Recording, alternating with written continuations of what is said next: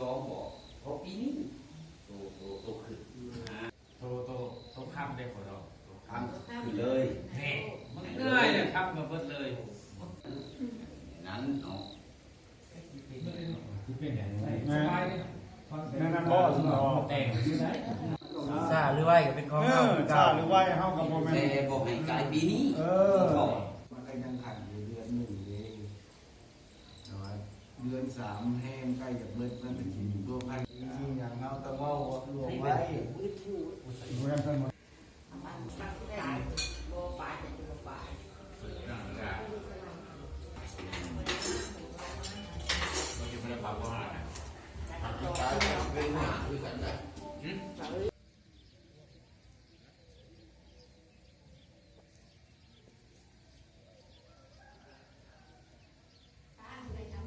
อันนี้ก็ไปใส่กุเสกไปโตนี่น้อย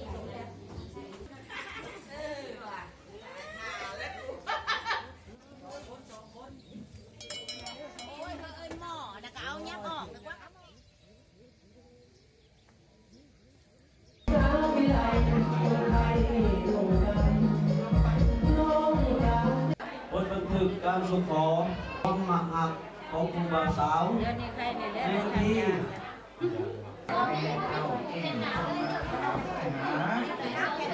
ะ